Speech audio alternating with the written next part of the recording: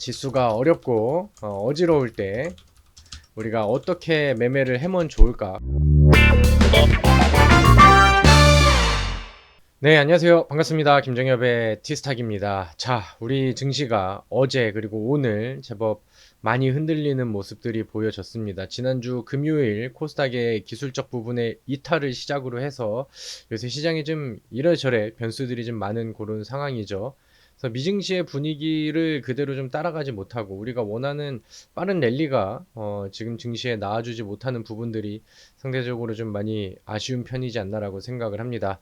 일단은 뭐 대표적으로 삼성전자라는 우리나라 시가총액 1등 종목의 수급표를 보시면은 외국인 매도세가 연속적으로 이어진 지가 굉장히 좀 오래됐죠. 9월 달, 그 다음에 10월 달, 이렇게 맨날 맨날 매도를 할 수 있을까 싶을 정도로 삼성전자에서 외국인 자금들이 좀 많이 빠져나가고 있습니다. 그러다 보니까 뭐 코스피의 발목을 삼성전자가 52주 신저가 쓰면서 잡게 되고 좀 루즈하게 좀 만드는 계기가 되겠죠. 어떻게 보면 코스피의 반등의 시작은 삼성전자의 반등과 그 다음에 이제 외국인 순매수 수급의 유입, 그리고 그의 연속, 여기서부터 시작이 될 수도 있겠다라는 생각이 듭니다.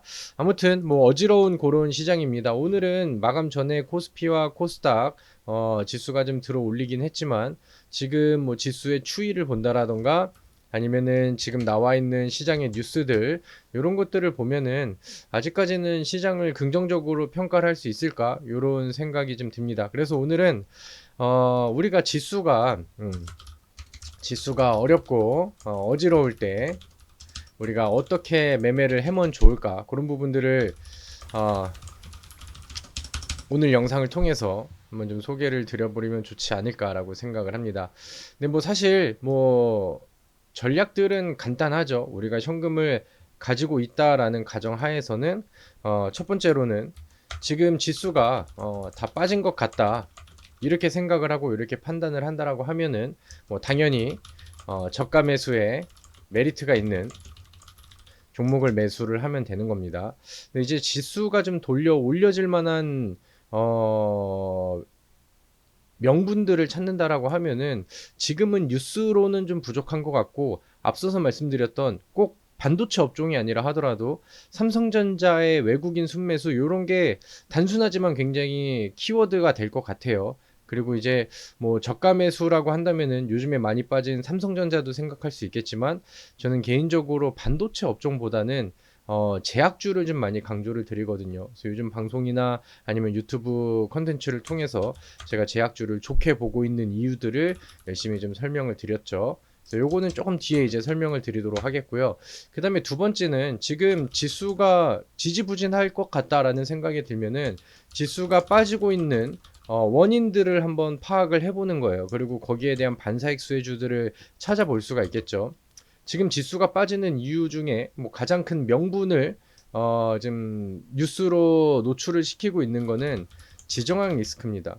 지금 미국에서도 이제 중동 지역 쪽의 지정학 리스크로 인한 뭐 유가의 이제 그런 변동성들 이런 것들을 좀 우려해 두고 있는 그런 상황이죠. 중동 지역. 그 다음에 러시아, 그 다음에 우크라이나와의 전쟁이 계속해서 지속화되고 있는 그런 상황이고 요즘에는 뭐 바로 위에 북한에서도 러시아 파병 지원을 했다라고 하면서 뭔가 좀 자극적으로 나온 뉴스 안에서는 세계 3차 대전의 시작점이 되는 거 아니냐. 아니면 이제 뭐 중동 지역 쪽에서도 이제 그런 부분들이 만들어지는 거 아니냐. 이런 내용들이 시장을 계속해서 좀 괴롭히고 있어요. 중동 지역 쪽의 지정 리스크들이 뭔가 좀 소화가 되고 내성이 좀 생기는 그런 시점에서 약간 뭐 이제 북한발 그다음에 중국발 지정학 리스크 얘기들이 나오다 보니까 우리 증시가 좀 힘을 못 쓰고 있는 그런 상황이죠. 그래서 뭐 여러 가지 이제 변수들이 지금은 많이 좀 괴롭히고 있는 그런 상황입니다. 그리고 이제 지수가 빠지고 있는 많이 노출이 된 뉴스 중에 하나가 뭐냐면은 트럼프 리스크라고 이제 표현을 할게요. 11월 10일이면 이제 미국 대선이 있습니다. 뭔가 이제 대선이라는 이벤트 자체가 증시의 변동성과 후폭풍을 굉장히 크게 가져올 수 있을 만한 메인 이벤트가 되기도 하죠. 근데 이제 뭐 다달이 이제 분위기들이 바뀌는데 지난 뭐 8월 달 요때는 이제 바이든 대통령이 다음 대선을 포기한다 그랬다가 이제 트럼프 위에 그 지지율들이 시장에 뉴스들로 이제 노출이 많이 됐었고 그 다음에 이제 새로운 후보로 해리스 후보가 올라오면서 지지율을 좀 역전했다라는 뉴스 기사들이 많이 좀 노출이 됐었죠. 그래서 관련된 종목들이 움직임이 나오고, 그러다가 이제 최근 들어서는 뭐 정확한 지지율과 그런 이제 뭐 조사 뭐 방법에 따라서는 계속 차이가 있겠지만, 요즘에는 트럼프 당선 확률이 높아졌다라는 내용들이 뉴스 기사에 더 많이 도배가 되고 있는 그런 상황입니다. 그러다 보니까 요즘에 뭐 2차 전지도 트럼프가 당선되면은 인플레 감축법이 다 초기화되는 거 아니냐, 이런 우려감들이 나와서 2차 전지들이 많이 빠지기도 했고요. 뭐 이제 뭐 방산주들이 이제 반응을 보여주기도 했고, 뭐 그런 이제 뭐 변수들이 우리 증시를 좀 괴롭히고 있는 그런 내용들이 됩니다. 트럼프는 그 자국 우선주의가 굉장히 좀 세기 때문에 이제 뭐 관세 문제라든가 이런 부분들에 따라서 주변국들, 특히나 이제 우리나라는 수출에 굉장히 비중이 큰 그런 국가인데, 이번에 바이든 쪽이랑 좀 잘 돼가지고 반도체라던가 2차 전지 쪽에서 좋은 협력과 그 다음에 이제 좋은 대우들을 좀 받으면서 이제 진출을 했잖아요. 근데 트럼프는 그쪽을 굉장히 좀 반대를 하기 때문에 이제 뭐 트럼프가 된다라고 하면은 뭐 다른 쪽에선 수혜가 나올 수 있겠으나 우리의 이제 시가총액 상위 업종들한테는 좀 타격이 있을 수도 있겠다라는 좀 불안한 시선들이 많이 좀 이야기가 되고 있는 그런 상황입니다. 아무튼 뭐 지수가 현재 흔들리는 원인 명분이라고 한다면은 지정학 리스크, 그다음에 이제 트럼프 리스크, 이런 것들이 가장 세죠. 그럼 이 두 개의 원인들의 반사익 수혜를 공통적으로 받을 수 있는 업종 테마가 뭐가 있을까라고 한다면은 뭐 당연히 이제 방산주를 얘기를 해볼 수가 있겠죠. 근데 일단은 뭐 LIG 넥스원이라던가 하나에로스페이스 아니면 현대로템, 이런 기업들, 얘네들은 이제 실적이 너무 잘 쌓여서 약간 K 방산주 이런 느낌으로 계속해서 여태까지 뭐 랠리가 나왔었던 종목이고, 약간 좀 테마성으로 부는 방산주라고 한다면은 스페코, 한일단조, 빅텍, 요런 기업들이 있습니다. 근데 이제 뭐 실적으로 가는 그런 종목들은 요런 테마와 이슈 뉴스로 볼 필요는 없으니까, 그리고 너무 많이 올라가 있는 거는 사실이니까 요거를 좀 매수 관점에서 봅시다라고 얘기하기는 조금 그래요. 그래서 차라리 지금 상황에서 바닥에서 반짝반짝 반응을 하는 스페코라던가 빅텍 요런 종목들을 약간 이제 시장 지루한 시장에 뭐 해지 투자 이런 느낌으로 일부 비중들을 뭐 무리하지 않는 선에서 한번 보는 것도 저는 괜찮다라고 생각을 해요. 뭐 해직 느낌이라던가 시장이 좀 더 빠졌었을 때는 우선적으로 볼 만한 내용들이 되겠죠. 스페코가 이제 최근에 반응을 보여주기도 했는데, 일단은 과거에 그 트럼프 전 대통령이 당선이 됐었던 시기에 이 빅텍, 스페코 요 종목들은 트럼프의 이제 테마주로서 뭐 굉장히 좀 강한 상승세를 보여줬었죠. 그래서 바닥에서 어느 정도 반응이 나오긴 했지만 뭐 장기 추세를 봤었을 때 뭐 과열이 된 수준이라고 생각을 하진 않습니다. 빅텍도 마찬가지죠. 바닥에서 이런 이제 그 이벤트들이 나오면 한 방에 급등을 좀 잘해주는 그런 류의 종목인데, 지금의 주가는 뭐 부담스럽지 않죠. 그래서 뭐 하단에 기준선이 이탈되지 않는 선에서는 뭐 이제 찔러봤다가 시장 빠졌었을 때 반사익 수혜 보면서 빠르게 빠져나오고, 요런 용도로 좀 즐기기에는 괜찮은 종목이지 않나라고 생각을 합니다. 그래서 이제 뭐 첫 번째는 뭐 이제 좀 많이 빠진 주도주를 공략을 하자. 두 번째는 이제 뭐 시장이 빠지는 원인을 봐서 좀 반사익 수혜를 한번 찾아보자, 이런 거고, 세 번째는 약간 좀 뭐 시장의 영향력을 좀 덜 받는 뭐 독고다이 느낌의 종목을 보는 거는 어떨까, 이런 생각을 합니다. 장세와 무관하게 주가 관리가 들어가는 종목, 이런 거는 뭐 이제 뭐 차트의 힘을 좀 빌린다라던가 아니면은 개별적인 뭐 공시나 뭐 이슈의 힘을 빌린다던가.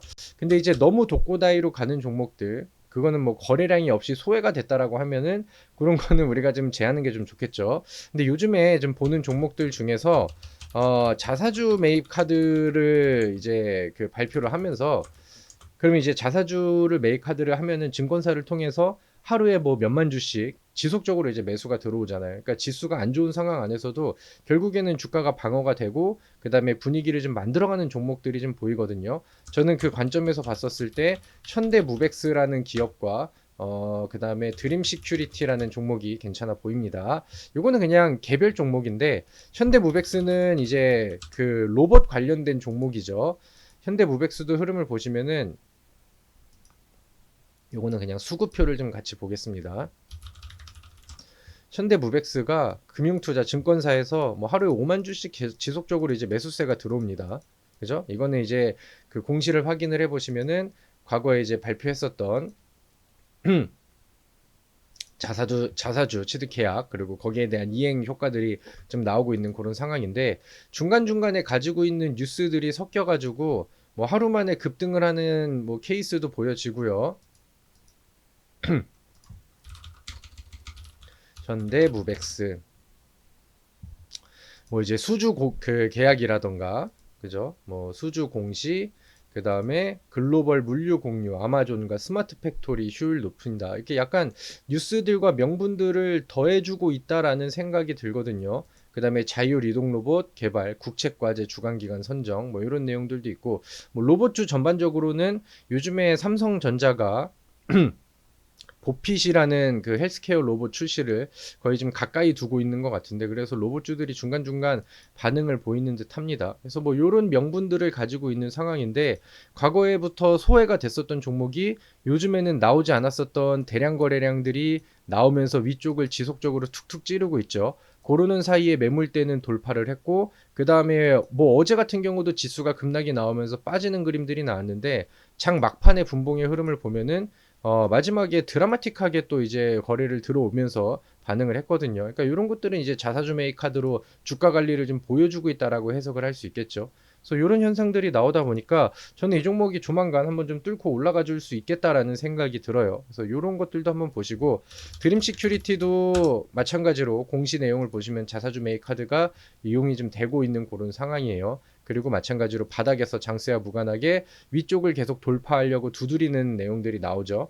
드림 시큐리티라는 종목은요, 얘는 로봇주는 아니고 보안주입니다. 그리고 최근에 SK 쪽에서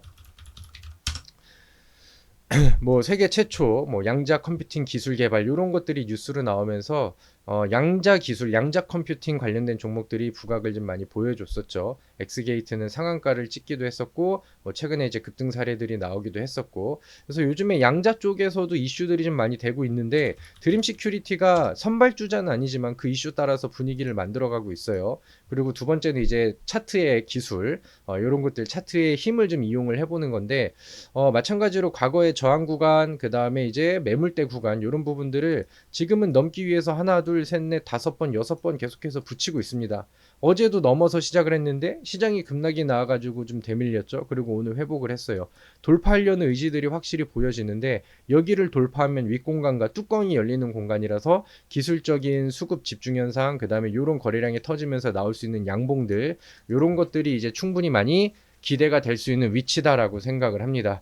그래서 뭐 지금 시장에서는 우리가 뭐 시장을 이길 수 있는 종목이나 그다음에 시장보다 좀 우월한 괜찮은 종목들을 찾으려고 노력을 하는 게 필요하겠죠. 그래서 그런 관점에서는 이런 것들이 있다라고 보시면 될 것 같고 제약주는 제가 뭐 최근에 TV 방송이나 지난 유튜브 안에서도 뭐 제약주는 연말까지 어떤 종목이든 문제가 없으면은 꾸준히 끌고 가도 좋고 중간중간에 사고 팔고 하면서 가도 좋다라고 생각을 하고요. 최근에는 뭐 GC셀이라는 종목을 한번 소개를 해드렸는데 지난 영상을 통해서 좀 더 자세하게 이제 확인을 해보셔도 저는 괜찮다라고 생각을 합니다. 자, 아무쪼록 어려운 시장이긴 합니다. 까다롭죠. 어렵다기보다는 좀 까다로워서 반도체가 죽어가다가 오늘은 반도체가 지수를 끌었고 그 다음에 제약주들은 어제까지 또 주인공이 됐다가 오늘은 제약주의 희생양이 되기도 했고 그 다음에 지수는 반등을 하다가 그 다음에 또 지정학 리스크가 또 나오기도 하고 그래서 우리가 좀 뭔가 꾸준하게 종목을 끌고 가면서 매일매일 기쁠 수 있는 그런 시장은 아닌 것 같아요. 그래서 뭔가 좀 더 신경을 써야 되고 뭐 해칭도 하면서 양방향 투자를 좀 잘해야 된다라고 생각을 하는데 그런 관점에서 제가 오늘 알려드렸던 요 내용들을 잘 참고를 해보시면 좋지 않을까라고 생각을 합니다. 자, 지수가 어렵다고 포기하지 마시고 우리 열심히 또 주식 투자해서 2024년도 하반기까지 또 좋은 결과치를 많이 만들어 가보도록 하죠. 자, 오늘 제가 준비한 영상은 여기까지입니다. 오늘 영상이 마음에 드셨으면 구독도 많이 해주시고요. 다음 영상에서 더 좋은 정보를 가지고 오도록 하겠습니다. 자, 수고했습니다.